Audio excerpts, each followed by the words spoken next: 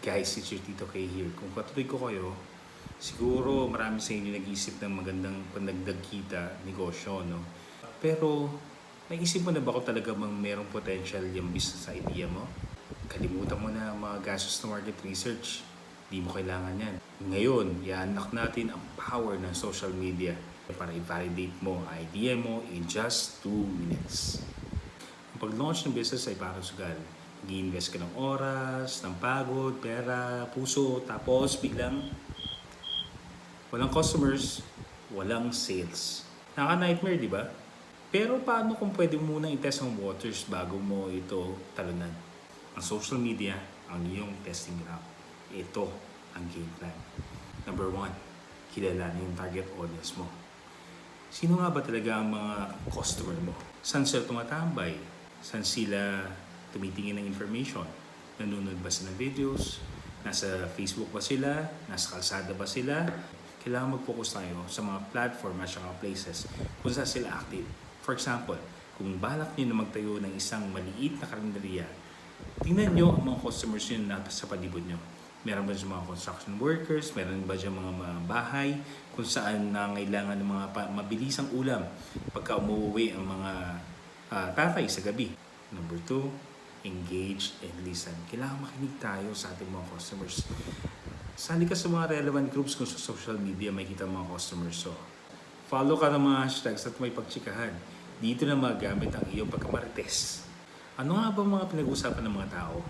Anong mga pain points nila? Anong mga solusyon ang hinahanap nila? Yan ang mga importante ninyong malaman. Number 3, i-test nyo ang iyong mga idea. Huwag kang mahiya. I-share mo ang concept, ang product o ang service mo. Tingnan mo ang mga reactions. Collect feedback at refine ang offering mo based on real-world feedback. Hindi yung parang nasa isip mo lang. Kailangan talaga narinig mo sa mga ideal customers mo. Number 4, run polls at saka mga survey. Magtanong ka ng diretsyo. Hindi pwedeng hinuhulaan mo lang, yung nasa isip mo lang kung ano yung sagot o sa katanungan mo o di kaya kung ano ang tingin mong gusto ng mga customer mo. Interested ba mga tao sa ideas mo? Magbabayad ba sila? Magkano? Hindi nagsisinungaling ang data. Number 5, build a community. Kailangan bumuo ka ng komunidad ng mga tao na tumatangkilik dun sa serbisyo o produkto o sa offer mo. Ipunin mo lahat ng mga supporter mo.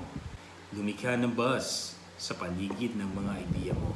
Collect email addresses, phone numbers at talagaan ng mga potential customers mo. Huwag mong hayaang mapigilan ka ng uncertainty.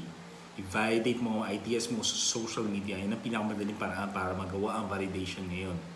At importante, gawin mo ito bago mo invest ang hard-earned money mo. Mabilis lang to, libre, at ito ang pinakamadaling paraan para i-validate ang idea mo at i-lower ang risk. Mga ka-maintenance, tandaan, hindi lang tayo nagme-maintain na basta-basta. We maintain with a purpose. Kung inaalagaan natin ang ating kalusugan, kailangan alagaan din natin ang ating finances. Kaya i-validate na ang inyong business idea on social media at simulan inyong journey towards success.